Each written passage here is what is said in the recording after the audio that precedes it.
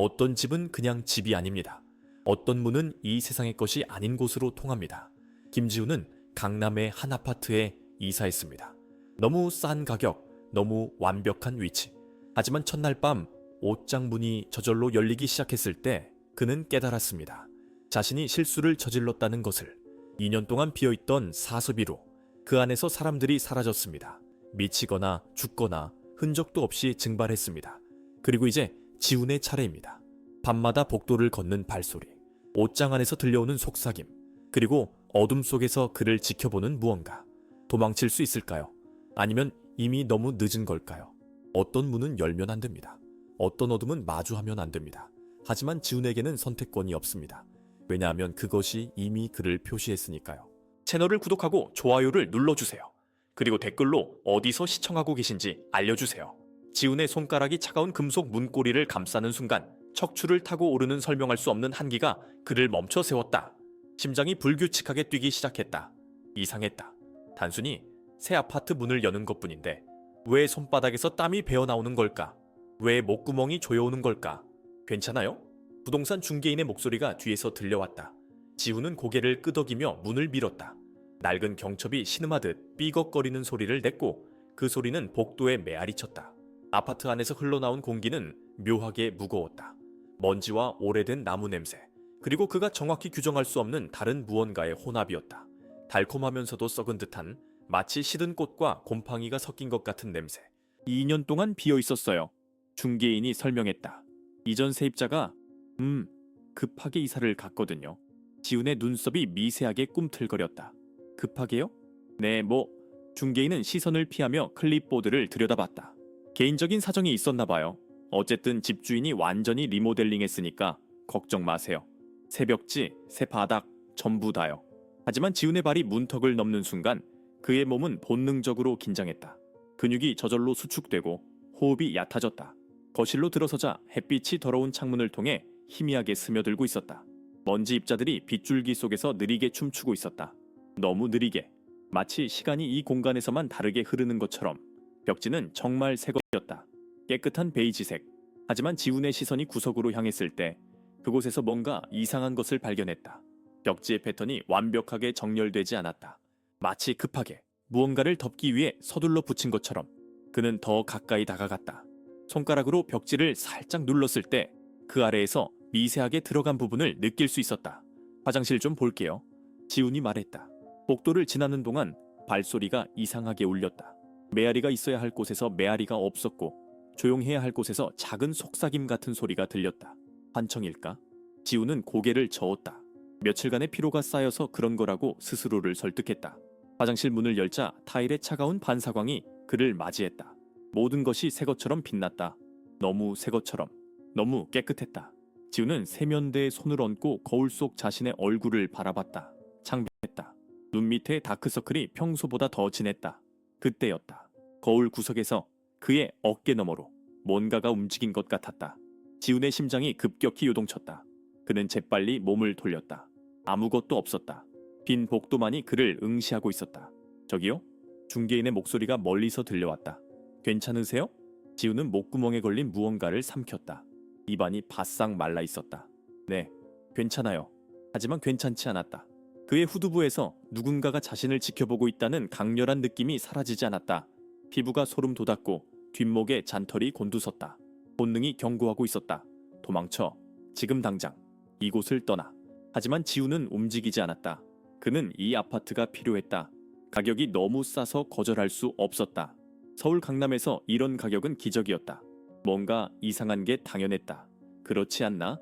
침실로 걸어가는 동안 그의 발걸음은 무거웠다. 마치 보이지 않는 손이 그의 발목을 잡아당기는 것 같았다. 침실 문을 열자 작은 방이 나타났다. 창문은 하나뿐이었고 그 창문을 통해 보이는 것은 맞은편 건물의 회색 벽뿐이었다.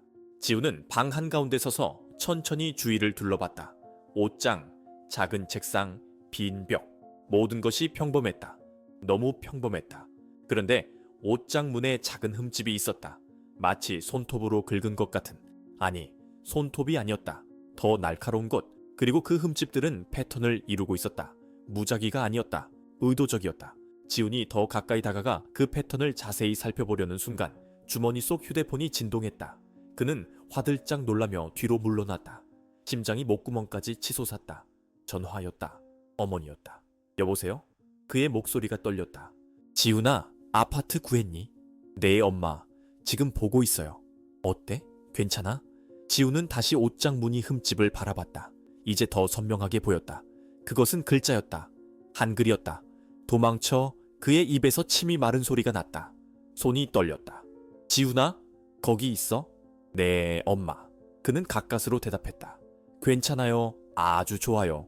전화를 끊고 그는 다시 그 글자를 바라봤다. 분명히 있었다. 희미하지만 확실히 있었다. 누군가가 여기에서 경고를 남겼다. 그때 거실에서 중개인의 목소리가 들려왔다. 결정하셨어요? 이 가격에 이 위치는 다시 안 나올 거예요. 지훈의 이마에서 땀방울이 흘러내렸다. 그는 눈을 감았다. 깊게 숨을 들이마셨다. 그리고 다시 눈을 떴을 때 그는 결정을 내렸다. 계약할게요. 그가 소리쳤다. 그 순간 침실의 온도가 급격히 떨어진 것 같았다. 너무 추웠다. 11월의 서울이지만 이건 정상이 아니었다. 그의 입에서 나온 숨이 하얗게 보였다. 그리고 옷장 문이 저절로 아주 천천히 열리기 시작했다. 삐걱, 삐걱, 삐걱. 지훈의 손가락이 옷장 문에 닿는 순간 그것은 멈췄다. 완전히. 마치 그의 존재를 인식한 것처럼 그는 숨을 참았다. 심장 박동 소리가 너무 커서 귓속에서 쿵쾅거렸다. 1초, 2초, 3초. 아무 일도 일어나지 않았다. 천천히, 매우 천천히. 그는 문을 완전히 열었다. 빈 옷장이었다. 낡은 나무 냄새와 좀먹은 먼지 냄새만이 그를 맞이했다. 지훈은 긴 한숨을 내쉬었다. 바람이었을까? 아니면 건물의 오래된 구조 때문에 그는 스스로를 설득하려 했다. 하지만 가슴 깊은 곳에서는 알고 있었다. 바람이 아니었다. 이 아파트에는 창문이 닫혀 있었고 공기조차 움직이지 않았다. 찾으셨어요? 중개인이 침실 문 앞에 나타났다. 그녀의 얼굴에는 직업적인 미소가 떠 있었지만 눈은 다급했다. 이곳을 빨리 벗어나고 싶어 하는 눈이었다. 네, 지훈이 대답했다. 계약서 작성하죠. 30분 후 지훈은 새 아파트의 열쇠를 손에 쥐고 있었다. 차갑고 무거웠다. 중개인은 서류를 챙기며 말했다. 이사는 언제 하실 건가요? 오늘 밤요. 지훈의 대답에 중개인의 눈이 살짝 커졌다. 오늘 밤이요? 이렇게 급하게? 네, 짐이 많지 않아서요. 사실이었다. 지훈은 고시원에서 살고 있었고 그의 모든 소지품은 큰 가방 2개에 들어갔다. 책, 옷, 노트북. 그게 전부였다. 28살, 백수, 꿈도 없고 미래도 불확실한 남자의 전 재산이었다.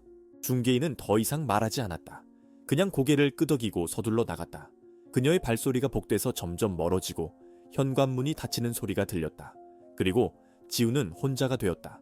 아파트는 고요했다. 너무 고요했다. 서울 한복판인데도 차 소리, 사람들 소리, 어떤 생활의 소음도 들리지 않았다. 마치 이 공간만 세상에서 분리된 것 같았다. 지훈은 거실 한가운데 서서 주위를 둘러봤다. 오후에 햇빛이 창문을 통해 들어오고 있었지만 그 빛조차 왠지 차갑게 느껴졌다. 그는 가방에서 휴대폰을 꺼내 시간을 확인했다. 오후 3시 47분. 이사 짐을 가져오려면 고시원에 다녀와야 했다. 하지만 몸이 움직이지 않았다. 마치 보이지 않는 끈이 그를 이곳에 묶어두는 것 같았다. 미친 짓이야. 그는 혼잣말을 했다. 그냥 아파트일 뿐이야. 하지만 그의 본능은 다르게 말하고 있었다. 척추를 타고 흐르는 차가운 감각, 목덜미의 긴장, 가슴을 짓누르는 불안. 모든 것이 경고하고 있었다. 저녁 8시. 지훈은 2개의 큰 가방을 끌고 다시 아파트로 돌아왔다. 복도에 형광등이 깜빡거리고 있었다. 지직거리는 소리가 신경을 건드렸다. 그는 사거리로 앞에 섰다. 열쇠를 문에 넣으려는데 손이 떨렸다. 왜 이렇게 두려운 걸까? 이제 이곳은 그의 집인데. 문을 열자 어둠이 그를 맞이했다. 전등 스위치를 찾아 벽을 더듬었다. 손가락이 차가운 벽지를 따라 움직였고 마침내 스위치를 찾았다. 딸깍. 거실에 불이 켜졌다. 모든 것이 오후에 본 그대로였다. 하지만 뭔가가 달랐다. 분위기가, 공기가. 지훈은 가방을 바닥에 내려놓고 문을 닫았다. 잠금 장치를 채우는 소리가 유난히 크게 울렸다. 그는 먼저 부엌으로 가서 생수병을 꺼냈다. 목이 말랐다. 물을 마시는 동안 부엌 창문 밖을 바라봤다. 맞은편 건물에 불빛들이 보였다. 사람들의 삶이 보였다. TV를 보는 가족, 저녁을 준비하는 여자, 책상 앞에 앉은 학생, 평범한 일상들. 그런데 한 창문에서 정확히 그의 아파트와 같은 층에서 누군가가 서 있었다. 움직이지 않고 그냥 서 있었다. 커튼 뒤에서 희미한 실루엣만 보였지만 지우는 확신했다. 그 사람은 이쪽을 보고 있었다. 지훈의 등에서 식은땀이 흘러내렸다. 그는 물병을 내려놓고 계속 그 창문을 응시했다.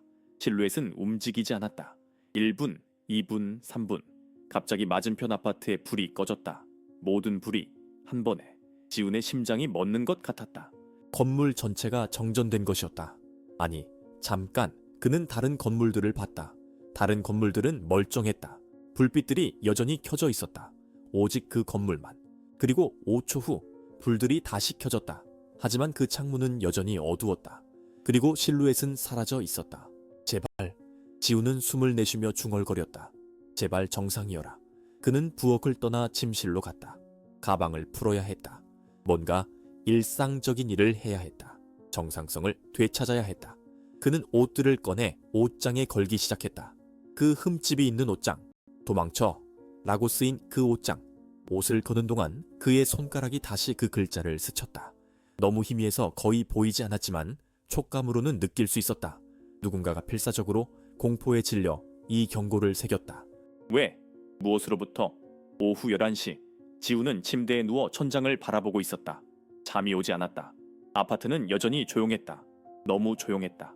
시계 초침 소리조차 들리지 않았다. 그는 벽시계를 가져오지 않았던 것을 후회했다. 어떤 소리라도 있었으면 좋겠다고 생각했다.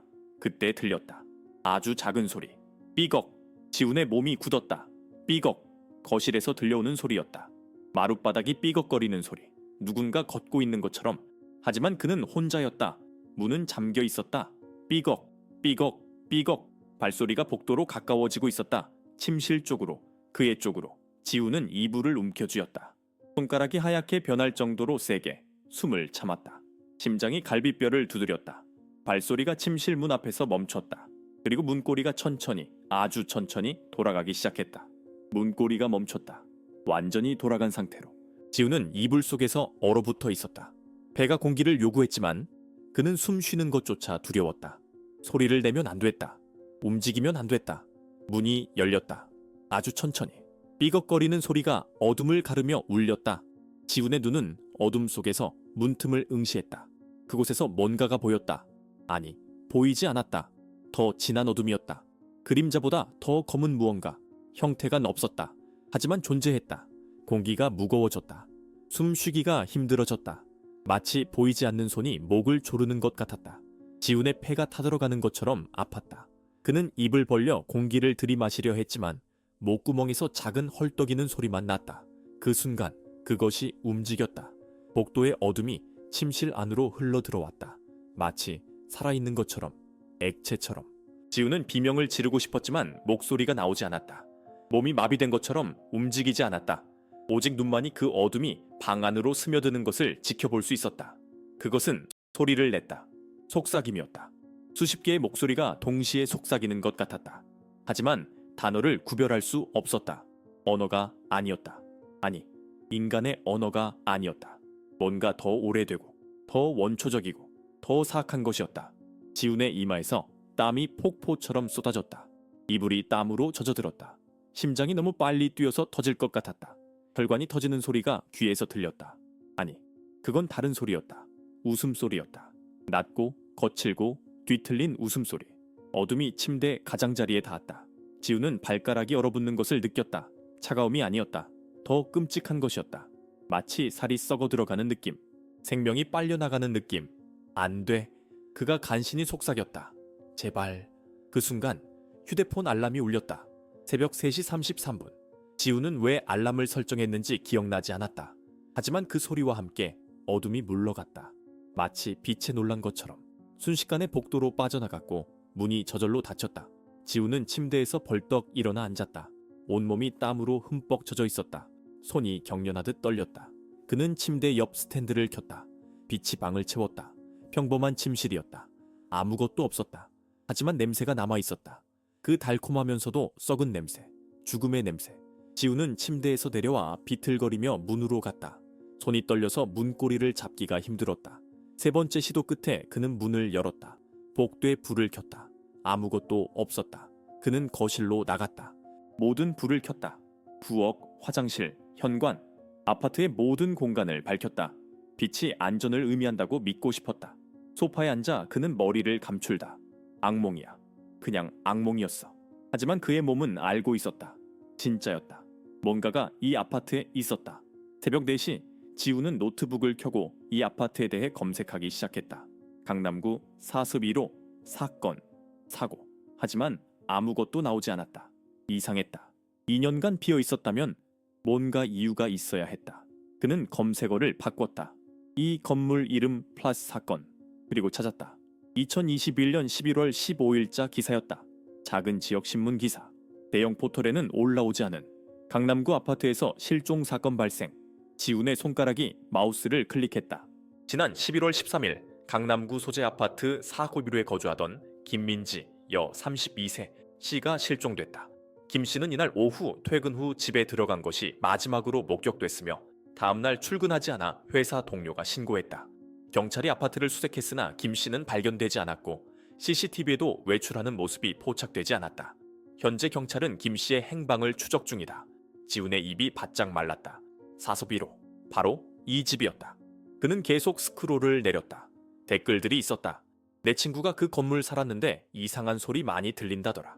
사소비로 전에도 뭔가 있었다는 소문 들었어. 거기 원래 사고 많이 나는 집이야. HDD. 손가락이 떨렸다. 지우는 다른 기사를 검색했다. 더 오래된 것들을. 2019년 기사가 나왔다. 사ron구이로 거주 남성 자살 시도. 2016년 기사. 같은 호수에서 원인 불명의 화재. 2014년 기사. 사덕 위로 거주 여성 정신병원 입원. 패턴이 있었다. 이 집에는 분명한 패턴이 있었다. 모든 사건이 사소비로에서 발생했다. 그리고 모두 설명할 수 없는 것들이었다. 지우는 노트북을 닫았다. 손이 너무 떨려서 더 이상 타이핑할 수 없었다. 그는 창문으로 다가갔다. 밖은 여전히 어두웠다. 새벽 4시 반. 해가 뜨기까지 아직 2시간이 남았다. 맞은편 건물을 봤다. 어젯밤 실루엣을 봤던 그 창문. 지금은 커튼이 쳐져 있었고 불도 꺼져 있었다. 하지만 지우는 느낄 수 있었다. 누군가 거기 있었다. 지켜보고 있었다. 갑자기 그의 뒤에서 소리가 났다. 똑, 똑, 똑. 지우는 재빨리 돌아섰다. 침실 문이 닫혀 있었다. 그는 분명히 열어놓았었다. 모든 문을 열어놓았었다. 똑, 똑, 똑. 노크 소리였다. 침실 안쪽에서 들려오는. 하지만 침실에는 다른 문이 없었다. 옷장 문만 있을 뿐이었다. 지훈의 다리가 움직였다. 본능과는 반대로, 이성과는 반대로. 그는 침실 문으로 걸어갔다. 손을 뻗어 문고리를 잡았다. 차가웠다. 얼음처럼 그는 문을 열었다. 침실 안에서 옷장 문이 열려 있었다. 그리고 그 어둠 속에서 무언가가 그를 기다리고 있었다. 창백한 손이 옷장 안쪽에서 여자의 손이었다. 손톱은 부러져붙어 있었고 피가 말라붙어 있었다. 그 손이 천천히, 아주 천천히 지훈을 향해 뻗어나왔다. 그리고 희미한 목소리가 옷장 속에서 흘러나왔다. 도와줘. 지훈의 몸이 본능적으로 뒤로 물러났다. 발이 꼬여 벽에 부딪혔다. 등뼈가 벽지에 닿는 차가운 감촉이 척추를 타고 올라왔다. 심장이 목구멍까지 치솟았다. 그 창백한 손은 여전히 옷장에서 나와 있었다. 손가락들이 천천히 움직이며 공기를 더듬고 있었다. 마치 그를 찾는 것처럼. 도와줘. 제발. 목소리는 희미했다. 거의 들리지 않을 정도로. 하지만 그 안에 담긴 절망은 선명했다. 지훈의 입술이 떨렸다. 말을 해야 했다. 뭐라도 말을 해야 했다. 당신은 누구예요? 그의 목소리는 갈라졌다. 거의 속삭임에 가까웠다. 손이 멈췄다. 1초, 2초, 3초의 침묵. 그리고 옷장 속 어둠이 움직였다. 뭔가가 앞으로 나오고 있었다. 천천히, 너무 천천히. 얼굴이 어둠에서 드러났다. 여자였다. 아니, 여자였던 것. 피부는 회색빛으로 변해 있었고 눈은 텅 비어 있었다. 눈동자가 없었다. 오직 검은 구멍만이 그 자리에 있었다. 입술은 파랗게 질려 있었고 머리카락은 엉망으로 얼굴을 덮고 있었다. 민지. 지우는 자신도 모르게 그 이름을 불렀다. 기사에서 봤던 이름. 김민지. 2021년에 실종된 여자. 그녀의 입이 열렸다. 턱이 부자연스럽게 크게 벌어졌다. 인간의 턱이 벌어질 수 있는 각도 이상으로. 그리고 그 입에서 나온 것은 목소리가 아니었다. 비명이었다. 귀청을 찢는, 영혼을 갈기갈기 찢는 비명. 지우는 귀를 막고 바닥에 주저앉았다. 머리가 터질 것 같았다. 고막이 찢어지는 것 같았다. 비명은 계속됐다. 끝나지 않았다. 1분, 2분, 영원처럼 느껴졌다. 그리고 갑자기 멈췄다. 완전한 침묵. 지우는 천천히 손을 귀에서 떼고 고개를 들었다. 옷장은 닫혀 있었다. 여자는 사라졌다. 방은 평범했다. 마치 아무 일도 없었던 것처럼. 하지만 냄새는 남아 있었다. 부패의 냄새, 죽음의 냄새. 지우는 바닥에 앉아 숨을 몰아쉬었다. 배가 공기를 요구했지만 제대로 들이마실 수 없었다. 과호흡이었다. 손이 떨렸다. 온몸이 떨렸다. 치아가 달그락거렸다. 진짜야, 진짜였어. 그는 중얼거렸다. 미친 게 아니야. 진짜였어. 얼마나 그렇게 앉아 있었는지 모른다. 감각이 사라졌다. 하지만 창문 밖이 밝아지기 시작했다. 새벽이 오고 있었다. 지우는 비틀거리며 일어섰다. 다리에 힘이 없었다. 벽을 짚고 거실로 나왔다. 휴대폰을 집어들었다. 누구에게 전화해야 할까? 경찰? 뭐라고 말할까? 집에 유령이 나온다고? 실종된 여자의 영혼이 옷장에 있다고? 그들은 그를 미친 사람 취급할 것이다. 그는 대신 인터넷을 검색했다. 유령, 퇴마, 강남구. 여러 결과가 나왔다. 사이비 종교들, 사기꾼들, 거짓 영매들. 하지만 하나의 블로그가 눈에 띄었다. 초자연 현상 연구소. 진짜 사건만 다룹니다. 지우는 그 블로그에 들어갔다. 여러 게시글들이 있었다. 사진들, 증언들, 분석들. 모두 구체적이고 상세했다. 장난이 아니었다. 운영자 정보를 찾았다. 박수진, 초자연 현상 연구가. 연락. 5일종 XXXXX 지훈의 손가락이 전화번호 위에 머물렀다. 새벽 5시였다. 전화하기엔 너무 이른 시간이었다. 하지만 그는 선택의 여지가 없었다. 이대로는 못 견딘다. 다시 밤이 오면, 다시 그것이 나타나면 그는 전화를 걸었다. 신호음이 울렸다. 1번, 2번, 3번. 여보세요? 여자 목소리였다. 놀랍게도 또렷했다. 잠에서 깬 목소리가 아니었다. 저기 지훈의 목소리가 떨렸다. 박수진 씨인가요? 네, 맞습니다. 누구시죠? 제 이름은 김지훈이고요. 블로그를 봤어요. 도움이 필요합니다. 잠시 침묵이 흘렀다. 그리고 여자의 목소리가 진지해졌다. 무슨 일이세요? 자세히 말씀해 주세요. 지훈은 모든 것을 말했다. 아파트, 옷장의 흠집, 밤에 일어난 일들, 김민지의 기사, 그리고 방금 본 것. 말하는 동안 그의 목소리는 계속 떨렸다. 때로는 말이 막혔다. 하지만 그는 끝까지 말했다. 전화와 너머에서 키보드 치는 소리가 들렸다. 박수진이 뭔가를 검색하고 있는 것 같았다. 강남구 어느 아파트죠? 그녀가 물었다. 지우는 주소를 말했다. 사섭 1호 맞죠? 네. 어떻게 하세요? 그 집 알아요. 박수진의 목소리가 낮아졌다. 실은 제가 3년 전에 한번 조사하러 간 적이 있어요. 2019년 자살 시도 사건 때요. 지훈의 심장이 쿵 하고 내려앉았다. 그때 뭘 발견했나요? 많은 것들을요. 그 집은 그녀가 말을 멈췄다. 깊게 숨을 들이마시는 소리가 들렸다. 그 집은 문이에요, 김지훈 씨. 이 세상과 저 세상 사이에. 문이요? 네. 정확히는 옷장이 문이에요. 그곳을 통해 그들이 넘어옵니다. 갇힌 영혼들이. 그리고 그녀의 목소리가 더욱 낮아졌다. 그들을 조종하는 뭔가가 있어요. 더 오래되고 더 강력한 것이. 지우는 옷장을 바라봤다. 침실 안에서 여전히 닫혀있는 옷장을. 그리고 그 순간 깨달았다. 밤에 본 그 어둠. 그것은 김민지가 아니었다. 민지는 피해자였다. 진짜 공포는 따로 있었다. 어떻게 해야 해요? 지훈이 물었다. 거기서 나가야 하나요? 나가는 게 최선이에요. 하지만 박수진이 말했다. 이미 늦었을 수도 있어요. 그것이 당신을 표시했다면 어디를 가든 따라올 겁니다. 표시요? 첫날 밤을 보냈죠. 그것과 눈을 마주쳤나요? 지우는 기억했다. 어둠 속에서 느낀 그 시선. 옷장에서 본 민지의 빈 눈. 아니, 그 뒤에 있던 무언가. 네, 봤어요. 박수진의 한숨이 들렸다. 그럼 이미 표시됐어요. 이제 선택은 2가지예요. 도망치다 죽거나 아니면 맞서 싸우는 거예요. 그 문을 영원히 닫는 거예요. 지우는 침실을 바라봤다. 옷장 문이 다시 살짝 열려 있었다. 분명히 닫혀 있었는데. 그리고 그 틈 사이로 무언가가 그를 지켜보고 있었다. 어떻게 닫나요? 지훈이 물었다. 직접 만나서 얘기하죠. 지금 당장 가겠습니다. 절대 그 옷장에 가까이 가지 마세요. 그리고 박수진의 목소리가 긴장했다. 혼자 있지 마세요. 공공장소로 나가세요. 지금 당장. 전화가 끊겼다. 지훈은 일어섰다. 현관문으로 가려고 했다. 하지만 문이 잠겨 있었다. 안쪽에서. 그리고 침실에서 웃음소리가 들려왔다. 지훈의 손이 문고리를 흔들었다. 한 번, 두 번, 세 번. 움직이지 않았다. 잠금 장치를 풀려고 했지만 꿈쩍도 하지 않았다. 마치 문 자체가 벽이 돼버린 것 같았다. 그의 숨소리가 거칠어졌다. 패닉이 밀려왔다. 가슴이 조여들었다. 침실에서 웃음소리가 계속됐다. 낮고 으스스하고 인간의 것이 아닌 소리. 지우는 문에서 물러나 거실 한가운데로 갔다. 주위를 둘러봤다. 창문. 4층이지만 뛰어내릴 수 있을까? 아니, 미친 짓이다. 죽을 수도 있다. 하지만 여기 있는 것보다 나을까? 웃음소리가 멈췄다. 갑자기 침묵이 더 무서웠다. 지우는 침실 쪽을 바라봤다.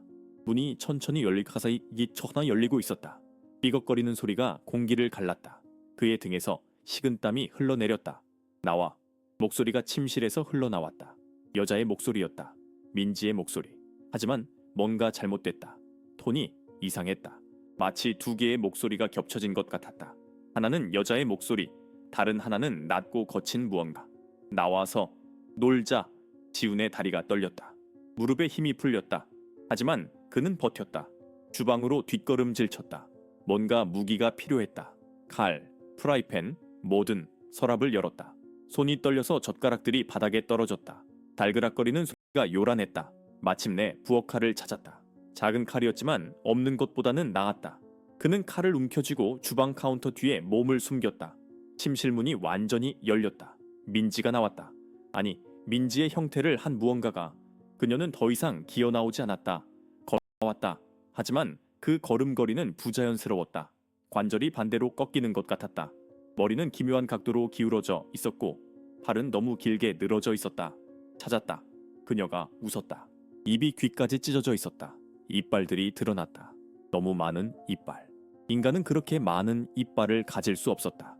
지우는 숨을 참았다. 심장 소리가 너무 커서 들킬 것 같았다. 그는 카운터 아래에 웅크리고 앉아 칼을 꽉 쥐었다. 손가락이 하얗게 변했다. 발소리가 들렸다. 탁, 탁, 탁. 마룻바닥을 치는 소리. 점점 가까워졌다. 주방 쪽으로. 지우는 눈을 감았다. 제발, 제발, 제발. 숨바꼭질. 민지의 목소리가 바로 위에서 들렸다. 내가 제일 좋아하는 게임인데. 지우는 눈을 떴다. 그녀가 카운터 위에 서 있었다. 네 발로 거꾸로 매달린 채로 목이 110도 돌아가 아래를 내려다보고 있었다. 그 빈 눈이 그를 응시했다. 찾았다. 지우는 비명을 지르며 칼을 휘둘렀다. 칼날이 그녀의 팔을 스쳤다. 하지만 피는 나오지 않았다. 대신 검은 액체가 뚝뚝 떨어졌다. 끈적하고 악취가 나는. 그녀는 웃었다. 그리고 손을 뻗었다. 순간 현관문이 쾅 하고 열렸다. 엎드려. 여자의 목소리였다. 새로운 목소리. 지우는 본능적으로 바닥에 엎드렸다. 무언가가 그의 머리 위를 날아갔다. 유리병이었다. 투명한 액체가 담긴. 병은 민지에게 정확히 명중했고 산산조각 났다. 액체가 그녀에게 튀었다. 비명소리가 터졌다. 진짜 비명이었다. 고통의 비명. 민지의 형태가 연기처럼 흐릿해지기 시작했다. 살이 녹아내렸다. 얼굴이 일그러졌다. 그리고 그 아래에서 진짜 얼굴이 드러났다. 검은 얼굴이었다. 형태가 없는, 구멍들만 있는, 입, 눈, 코가 있어야 할 자리에 오직 어둠만이 있었다. 지금! 여자가 소리쳤다. 옷장으로! 어서! 지우는 고개를 돌렸다. 현관문에 여자가 서 있었다. 30대 초반으로 보이는 짧은 머리의 여자. 손에는 또 다른 유리병을 들고 있었다. 박수진이었다. 빨리요. 그녀가 다시 소리쳤다. 지우는 일어나 침실로 달렸다. 등 뒤에서 그 존재의 울부짖음이 들렸다. 분노와 고통이 섞인. 하지만 그는 뒤돌아보지 않았다. 침실로 들어가 옷장 앞에 섰다. 옷장 문은 활짝 열려 있었다. 안은 어둠뿐이었다. 끝없는 어둠. 박수진이 침실로 뛰어들어왔다. 가방에서 뭔가를 꺼냈다. 붉은 천이었다. 한자가 적혀있는. 이걸 옷장 안에 던져요. 그녀가 천을 지훈에게 던졌다. 지훈은 천을 받았다. 따뜻했다. 이상하게 따뜻했다. 마치 살아있는 것처럼. 그는 옷장을 향해 천을 던졌다. 천이 어둠 속으로 들어가는 순간 빛이 폭발했다. 눈부신 붉은 빛. 옷장 안에서 비명소리가 터져나왔다. 수십 개의 비명, 수백 개. 갇혀있던 모든 영혼들의. 그리고 그 안에서 뭔가가 나왔다. 거대한 손이었다. 검은 손, 옷장 문틀을 움켜쥐었다. 손톱은 길고 날카로웠다. 그리고 그 손을 따라 팔이 나왔다. 몸이 나왔다. 안 돼. 박수진의 얼굴이 창백해졌다. 제대로 안 먹혔어. 그게 직접 나오고 있어. 지우는 얼어붙었다.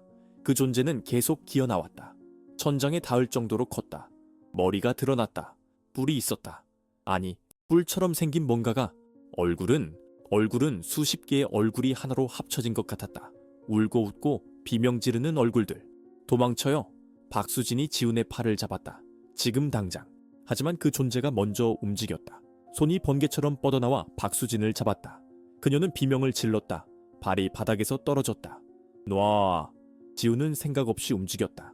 칼을 들고 그 손을 찔렀다. 칼날이 검은 살에 박혔다.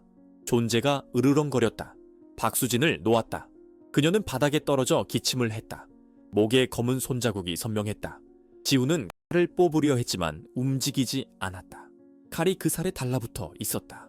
그리고 칼을 따라 검은 액체가 그의 손으로 기어오르기 시작했다. 차가웠다. 얼음보다 차가웠다. 그의 손이 감각을 잃기 시작했다. 이걸 마셔요. 박수진이 작은 병을 던졌다. 지우는 한 손으로 병을 받았다. 이게 뭔데요? 설명할 시간 없어요. 마시고 그것을 만져요. 선택의 여지가 없었다. 지우는 병뚜껑을 열고 내용물을 단숨에 마셨다. 씁쓸했다. 역겨웠다. 목구멍이 타는 것 같았다. 그리고 몸에서 열기가 폭발했다. 가슴에서 시작된 뜨거움이 온몸으로 퍼졌다. 혈관을 타고 흘렀다. 손에 닿았다. 검은 액체가 닿은 손에 지우는 손을 그 존재의 몸에 갖다 댔다. 빛이 터졌다. 존재가 비명을 질렀다. 뒤로 물러났다. 옷장 속으로. 하지만 지우는 놓지 않았다. 그의 손은 그 검은 살에 붙어 있었다. 열기가 계속 퍼졌다. 불타올랐다. 문을 닫아요. 박수진이 소리쳤다. 지금! 지우는 자유로운 손으로 옷장 문을 잡았다. 힘껏 당겼다. 문이 천천히 닫히기 시작했다. 존재는 저항했다. 밖으로 나오려고 발버둥쳤다. 하지만 빛이 그것을 밀어냈다. 지훈의 손에서 나오는 빛이. 마지막 순간 그 존재의 얼굴 하나가 지훈을 똑바로 바라봤다. 그리고 말했다. 곧 다시 만날 거야. 문이 완전히 닫혔다. 지훈은 바닥에 쓰러졌다. 온몸에 힘이 빠져나갔다. 숨을 쉴 수 없었다. 폐가 공기를 거부하는 것 같았다. 심장이 불규칙하게 뛰었다. 너무 빨랐다가 갑자기 느려졌다가 가슴이 찢어지는 것 같은 통증이 왔다. 숨 쉬어요. 천천히. 박수진이 그의 옆에 무릎을 꿇고 앉았다. 그녀의 손이 그의 등을 쓰다듬었다. 괜찮아요. 끝났어요. 끝났다고요? 지훈의 목소리는 거의 들리지 않았다. 그게 뭐였어요? 박수진은 대답하지 않았다. 대신 옷장을 바라봤다. 문은 굳게 닫혀 있었다. 틈 사이로 미세한 빛이 새어나오고 있었다. 붉은 빛, 마치 문 뒤에서 뭔가가 타오르고 있는 것처럼. 일시적이에요. 그녀가 말했다. 제가 준 그 약, 성수와 여러 약초를 섞은 건데 당신 몸을 일시적으로 성스럽게 만든 거예요. 그래서 그것을 밀어낼 수 있었던 거고요. 일시적이라고요? 지우는 그녀를 올려다봤다. 그럼 다시 나올 수 있다는 거예요? 박수진의 침묵이 대답이었다. 지우는 욕지기가 올라왔다. 옆으로 고개를 돌려 구역질을 했다. 위산이 목을 타고 올라왔다. 아무것도 나오지 않았다. 며칠 동안 제대로 먹지 못했기 때문이다. 진정하세요. 박수진이 물병을 건넸다. 마시고 진정하세요. 설명할게요. 지우는 떨리는 손으로 물병을 받아 마셨다. 차가운 물이 타들어가는 목구멍을 식혔다. 조금씩 정신이 돌아왔다. 그는 벽에 기대어 앉았다. 박수진도 그의 맞은편에 앉았다. 그게 뭐예요? 지훈이 물었다. 저 옷장 안에 있던 거. 악마라고 부르는 사람들도 있고 귀신이라고 부르는 사람들도 있어요. 하지만 진짜 이름은 아무도 몰라요. 박수진이 옷장을 바라보며 말했다. 수백 년 전부터 이곳에 있었어요. 이 땅에. 이 건물이 지어지기 훨씬 전부터.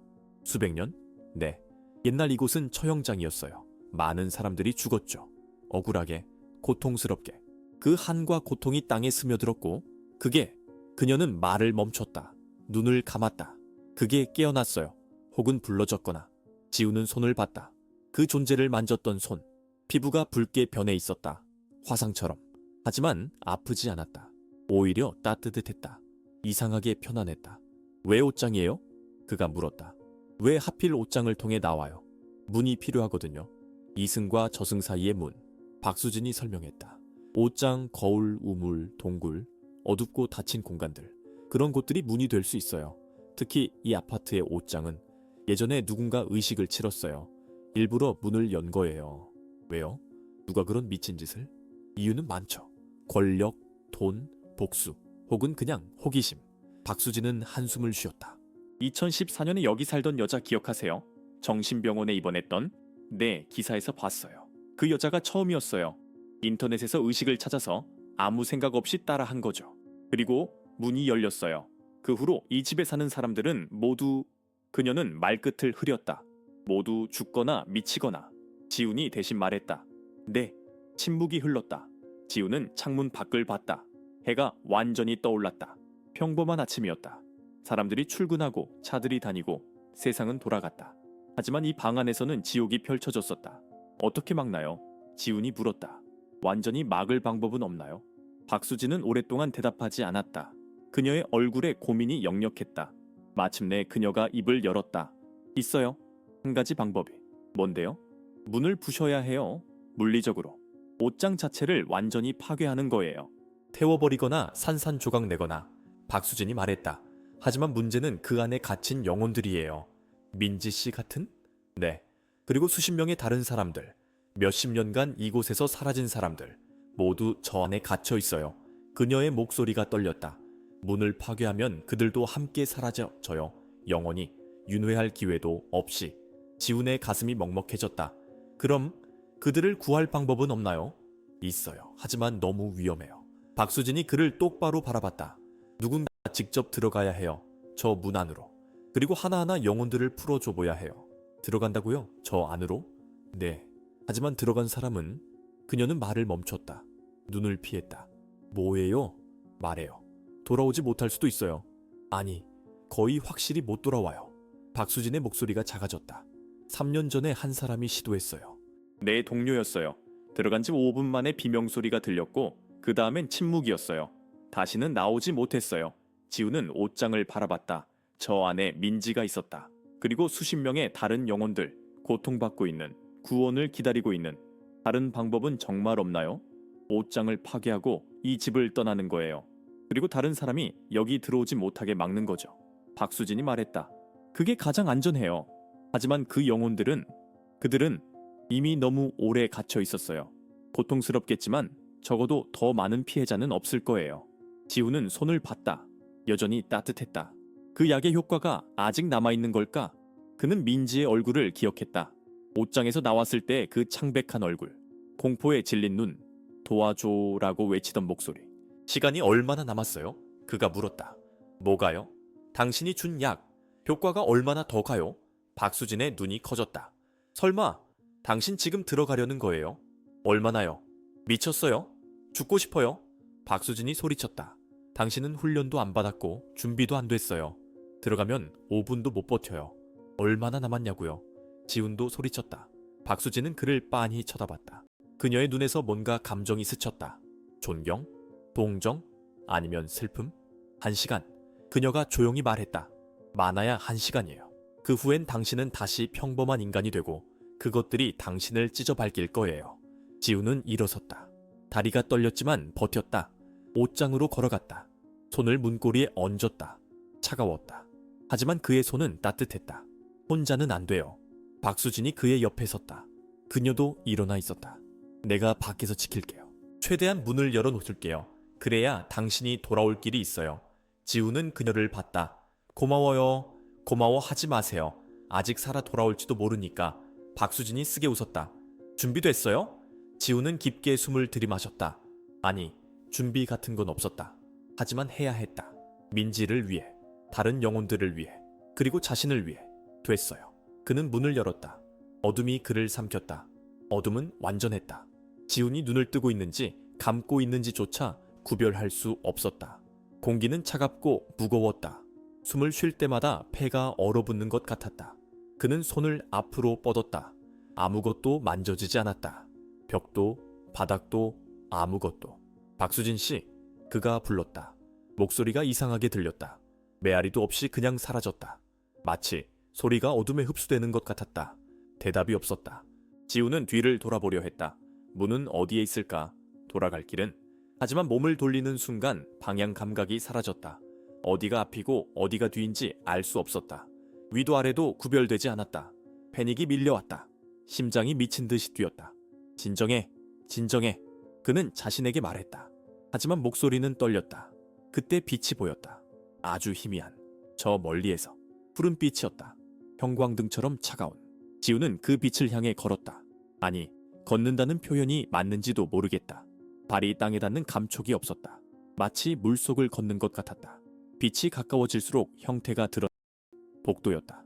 끝없이 이어진 복도. 양옆에는 문들이 있었다. 수십 개의 문. 아니, 수백 개. 각각의 문은 달랐다.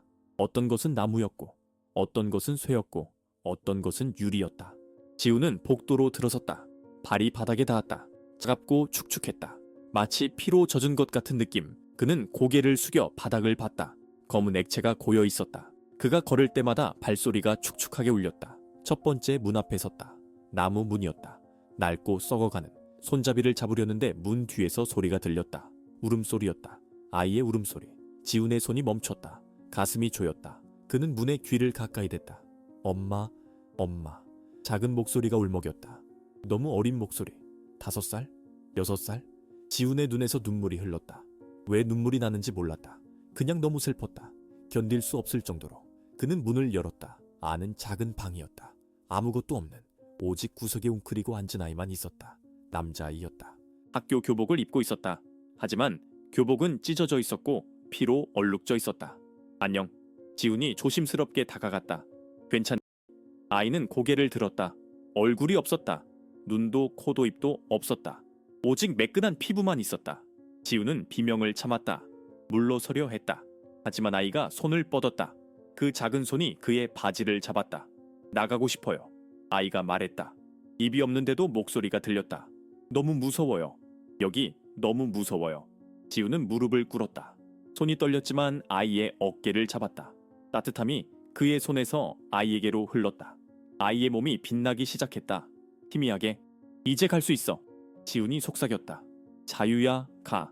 아이의 몸이 빛으로 변했다. 그리고 사라졌다. 바람처럼. 지훈은 빈 방을 바라봤다. 가슴이 따뜻했다. 아팠지만 동시에 평화로웠다. 그는 방을 나왔다. 복대는 더 많은 문들이 기다리고 있었다. 두 번째 문, 철문이었다. 무겁고 차가운. 안에서는 신음소리가 들렸다. 어른 남자애. 지훈은 문을 열었다. 남자가 바닥에 누워 있었다. 온몸에 상처가 있었다. 칼로 베인 상처, 총에 맞은 상처, 타들어간 상처. 끔찍했다. 도와줘. 남자가 손을 뻗었다. 아파. 너무 아파. 지훈은 다가가 남자의 손을 잡았다. 따뜻함이 흘렀다. 빛이 상처들을 감쌌다. 서서히 치유됐다. 남자의 얼굴에 안도가 퍼졌다. 고마워. 남자가 웃었다. 그리고 빛으로 사라졌다. 세 번째 문, 네 번째 문, 다섯 번째 문. 지훈은 계속 나아갔다. 각 방에는 영혼이 있었다. 저마다의 고통을 안고 있는. 어떤 이는 울었고, 어떤 이는 비명을 질렀고, 어떤 이는 그냥 조용히 앉아 있었다. 지훈은 모두를 풀어줬다. 하나하나. 손이 점점 무거워졌다. 몸이 차가워지기 시작했다. 약의 효과가 사라지고 있었다. 하지만 멈출 수 없었다. 아직 많은 영혼이 남아 있었다. 10번째 문을 열었을 때 그녀를 만났다. 민지였다. 그녀는 방 한가운데 서 있었다. 이번에는 온전한 모습이었다. 얼굴이 있었고, 눈이 있었고, 정상적으로 보였다. 하지만 눈에서 눈물이 끝없이 흘렀다.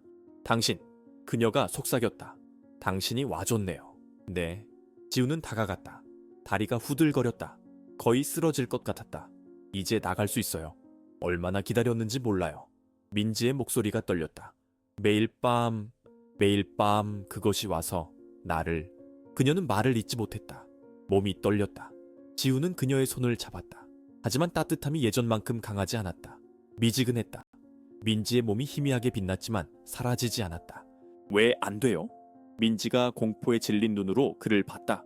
왜 나는 못 가요? 아니, 잠깐만. 지우는 두 손으로 그녀의 손을 잡았다.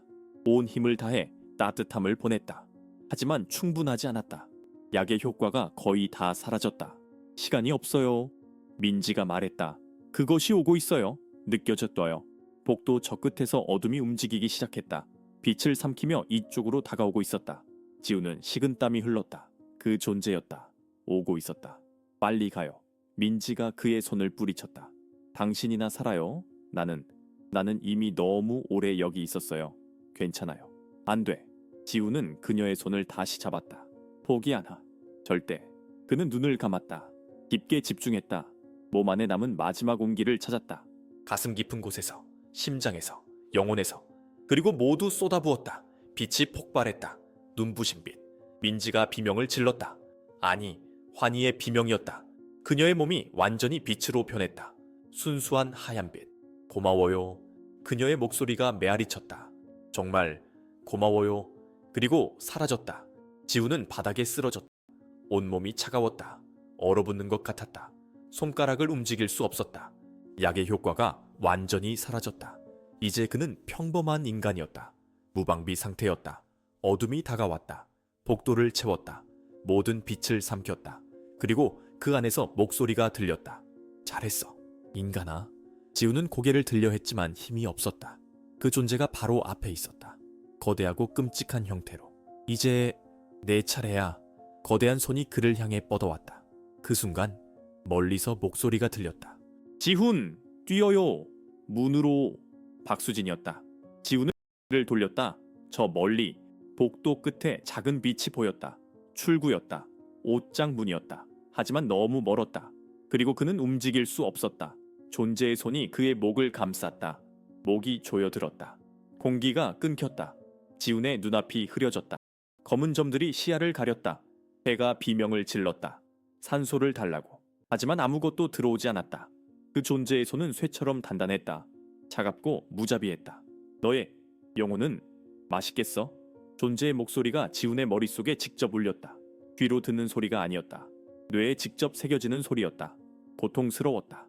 머리가 찢어지는 것 같았다. 지훈은 발버둥쳤다. 손으로 그 거대한 손을 잡고 떼어내려 했다. 하지만 소용없었다. 인간의 힘으로는 불가능했다. 그의 손톱이 그 검은 살을 핥히었지만 아무 상처도 남지 않았다. 지훈! 박수진의 목소리가 다시 들렸다. 싸워요! 포기하지 마요! 싸우라고? 어떻게? 지훈의 의식이 희미해졌다. 죽음이 가까워지고 있었다. 그는 느낄 수 있었다. 차갑고 어두운 무언가가 그를 끌어당기고 있었다. 그때의 기억이 떠올랐다. 민지의 얼굴. 그녀가 사라지기 전에 마지막 미소. 고마워요. 라고 말했던 그 목소리.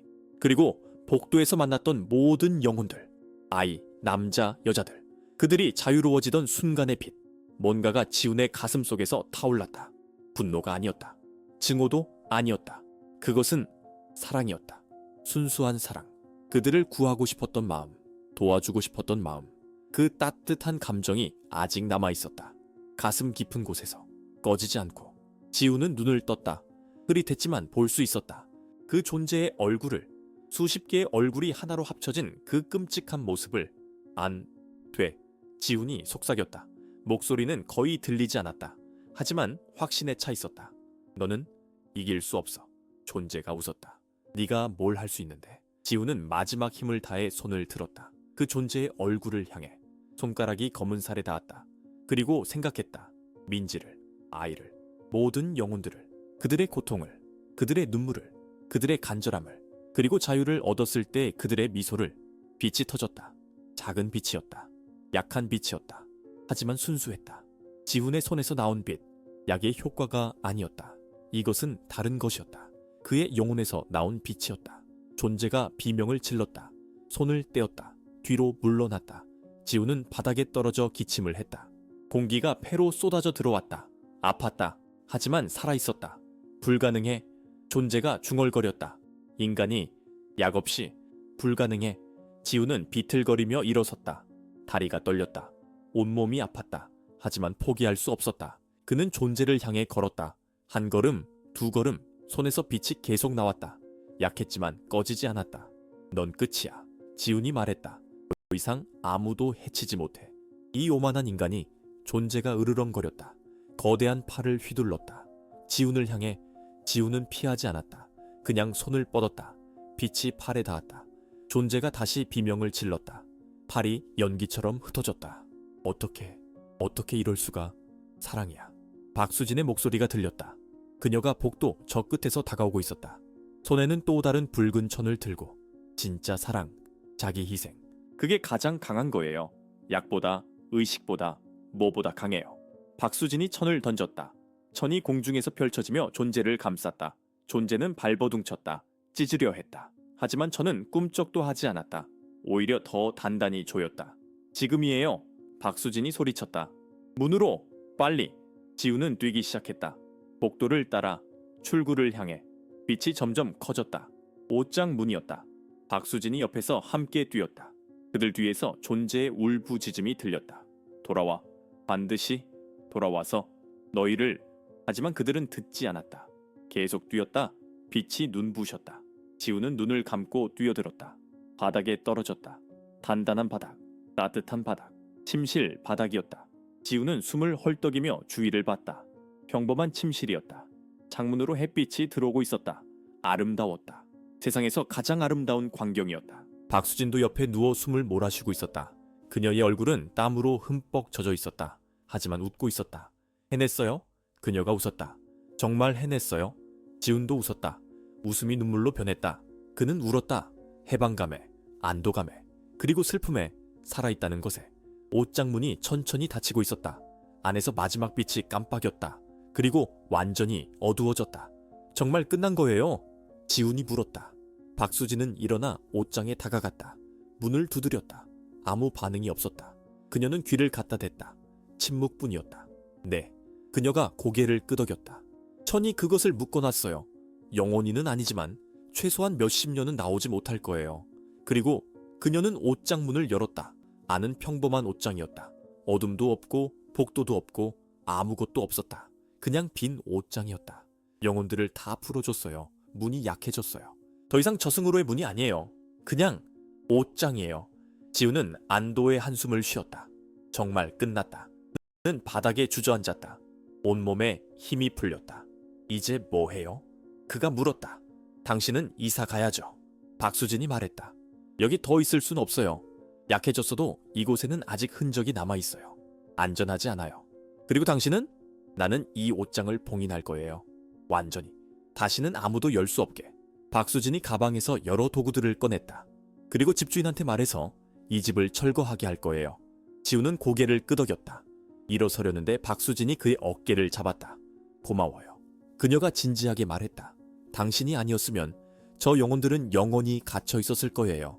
당신은 영웅이에요. 영웅은 무슨... 지훈이 쓰게 웃었다. 그냥 해야 할 일을 했을 뿐이에요. 그게 영웅이에요. 2시간 후 지훈은 가방을 챙겨 아파트를 나섰다. 마지막으로 사속 1호를 돌아봤다. 저주받은 집. 하지만 이제는 조용했다. 평화로웠다. 복도를 걸어나가는데 옆집 문이 열렸다. 노인이 나왔다. 이사 가세요? 노인이 물었다. 네, 잘하셨어요. 그 집은... 노인은 말을 멈췄다. 그리고 작게 웃었다. 이제 조용해졌네요. 오랜만에. 고마워요, 젊은 친구. 지우는 어떻게 노인이 하는지 묻지 않았다. 그냥 고개를 숙여 인사했다. 엘리베이터를 타고 내려가는 동안 지우는 손을 봤다. 화상 자국이 남아있었다. 아마 평생 남을 것이다. 하지만 괜찮았다. 이것은 상처가 아니었다. 증표였다. 그가 해낸 일에 1층에 내려 건물 밖으로 나왔다. 햇빛이 따뜻했다. 바람이 상쾌했다. 지우는 깊게 숨을 들이마셨다. 살아있었다. 그리고 그는 걸어갔다. 새로운 삶을 향해. 밤이 되었다. 지우는 새 고시원 방에 누워있었다. 작고 좁았지만 안전했다. 평범했다. 그는 천장을 바라보며 생각했다. 민지를, 다른 영혼들을. 그들은 이제 자유로웠다. 평화를 찾았다. 그리고 어딘가에서 그들도 그를 생각하고 있을 것이다. 고마워하며. 지우는 미소 지으며 눈을 감았다. 처음으로 오랜만에 악몽 없이 잠들었다. 지훈의 여정은 끝났습니다. 하지만 질문은 남습니다. 당신이라면 어떻게 했을까요? 너무 싼 가격의 완벽한 집 앞에서 모든 경고 신호를 무시하고 들어갔을까요? 그리고 진실을 알았을 때 도망쳤을까요? 아니면 지훈처럼 갇힌 영혼들을 구하기 위해 어둠 속으로 걸어 들어갔을까요? 때로는 가장 큰 용기가 자신의 안전을 포기하고 타인을 위해 희생하는 것입니다. 우리는 모두 매일 문 앞에 섭니다. 어떤 문은 쉬운 길로 인도하고 어떤 문은 고통으로 이끕니다. 하지만 가장 중요한 문은 우리가 다른 사람을 위해 여는 문입니다. 지우는 자신의 생명을 걸고 그 문을 열었습니다. 그리고 그 선택이 그를 영웅으로 만들었습니다. 당신 앞에 놓인 문은 무엇인가요? 그리고 당신은 그것을 열 용기가 있나요? 이 이야기가 마음에 드셨다면 채널을 구독하고 좋아요를 눌러주세요. 친구들과 공유해서 더 많은 사람들이 지훈의 용기를 느낄 수 있게 해주세요. 당신의 생각을 댓글로 남겨주세요. 다음 이야기에서 만나요.